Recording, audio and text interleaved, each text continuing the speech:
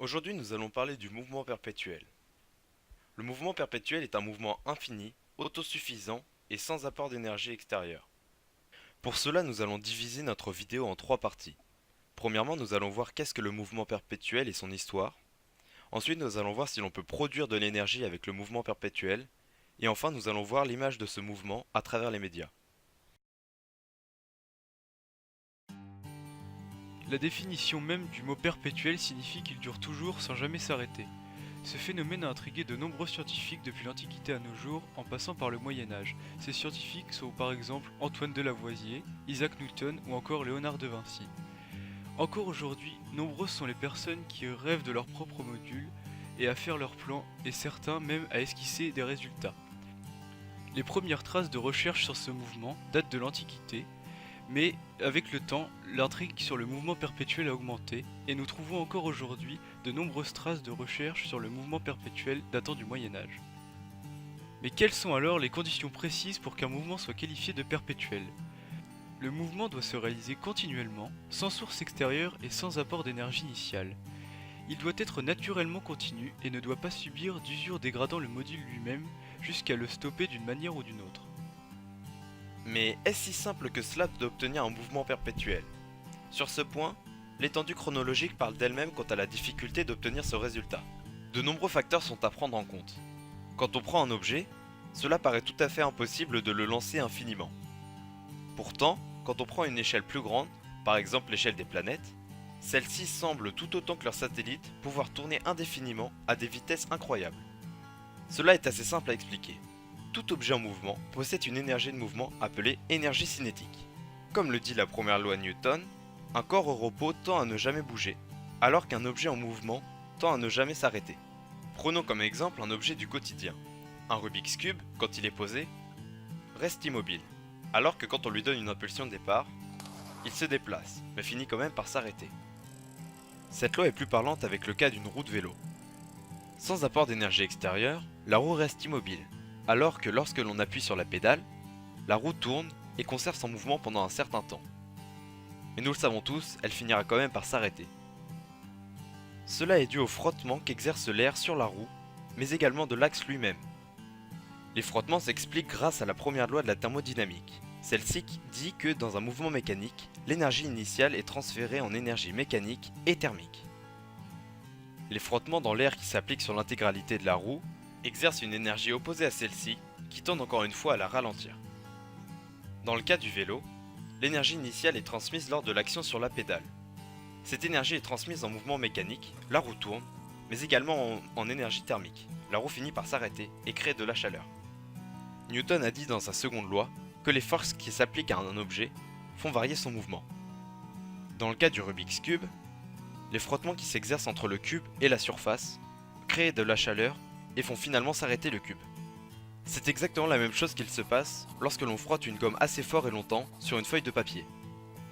Pour conclure, si l'on veut créer un mouvement perpétuel, il faudrait placer la roue dans un vide d'air et remplacer le roulement par un système qui ne frotte pas du tout. S'il n'y a pas de frottement, il n'y a pas de ralentissement, et la roue ne s'arrête jamais.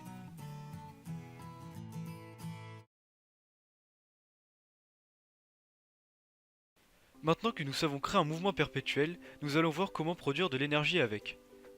Pour produire de l'électricité, il suffit de faire varier un champ magnétique devant une bobine. Dans le cas de la roue, il faudrait placer des aimants sur cette dernière et placer une bobine à proximité. Notre module à lui seul pourrait alors fournir une quantité infinie d'électricité. En plus d'être totalement silencieux car il n'y a ni frottement ni air, ce système est totalement écologique car il ne fait aucune utilisation de carburant ou de toute autre énergie épuisable. Il est également très économique car ce système possède un rendement infini.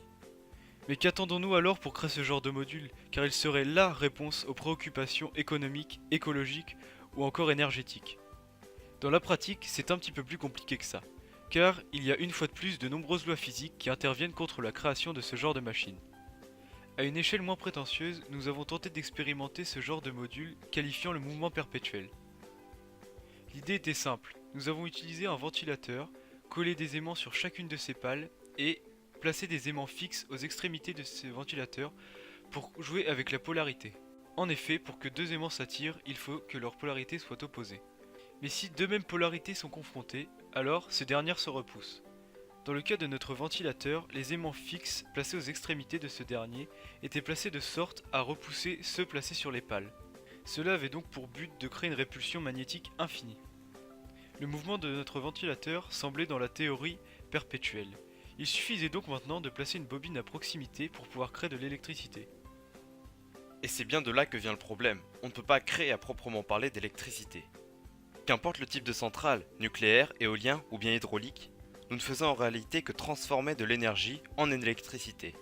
Comme le dit cette célèbre citation de Lavoisier, rien ne se perd, rien ne se crée, tout se transforme. Et dans le cas de notre ventilateur, même s'il n'y a pas de contact physique, l'énergie transmise à la bobine est en réalité volée à chacune des pales du ventilateur et tend donc à le faire ralentir.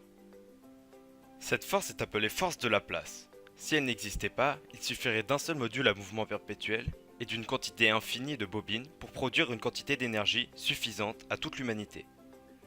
Ce principe de transfert d'énergie sans contact est souvent utilisé dans les vélos d'appartement ou se développe même dans l'automobile pour créer des freins sans contact. A l'aide d'un champ magnétique, ces derniers font ralentir la roue en chauffant, mais limitent l'usure due au frottement. Et en ce qui concerne la chaleur, il y a encore une fois un problème. Quand la température d'un objet augmente, c'est que les molécules qui le composent s'agitent. Une notion appelée entropie permet de mesurer la quantité de désordre créé par les molécules. Et le second principe de la thermodynamique nous dit que l'entropie ne peut que augmenter. Nous savons donc maintenant qu'il est impossible de produire un mouvement perpétuel. Qu'importe comment ils étaient placés, les aimants de notre ventilateur n'aidaient en rien le mouvement perpétuel. En effet, chacune des pales était repoussée lorsqu'elle s'éloignait d'un aimant, mais quand elle s'en approchait, elle l'était également. En moyenne, nos aimants aidaient autant à accélérer qu'à ralentir le ventilateur. Ce sont les frottements dus à l'axe, aux vibrations dues à la répulsion magnétique, ou bien à un quelconque déséquilibre lors du mouvement du ventilateur, qui font que celui-ci s'arrête. Nous ne pouvons donc pas produire d'énergie à l'aide du mouvement perpétuel, car ce dernier n'existe même pas.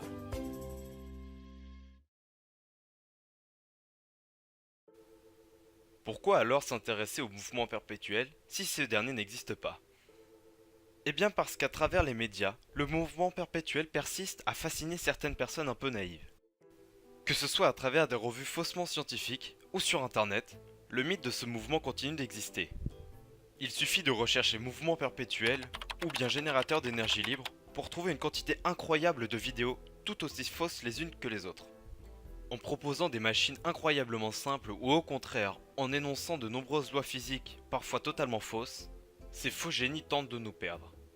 L'idée de notre ventilateur à répulsion magnétique infinie vient d'ailleurs de l'une de ces vidéos. Bien souvent, un objet capable de répéter un même mouvement pendant très longtemps est qualifié de perpétuel. La légende du pendule de Newton ou bien de l'oiseau buveur sont même complètement stupides. Ils sont qualifiés de perpétuels alors que quand on les laisse en action, leur mouvement ne continue que quelques minutes. Bien sûr, il existe tout de même des prouesses mécaniques. Le pendule atmosphérique par exemple. Construit en 1928, il n'a depuis presque un siècle jamais été remonté. Son fonctionnement se base sur une capsule hermétique contenant un gaz très réactif au changement de pression et de température de l'atmosphère. Il est donc autonome en énergie humaine, mais pas en énergie. N'étant pas autosuffisant, ce dernier ne peut pas être qualifié de perpétuel. Pour revenir sur l'exemple donné précédemment, le mouvement des planètes non plus n'est pas perpétuel. Il est certes très long, mais ces dernières se rapprochent et finiront un jour ou l'autre par rentrer en collision.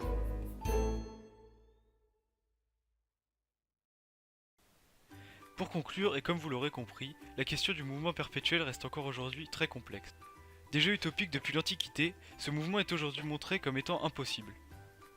Les deux premiers principes de la thermodynamique suffisent donc à eux deux pour prouver l'impossibilité de la création d'un mouvement infini.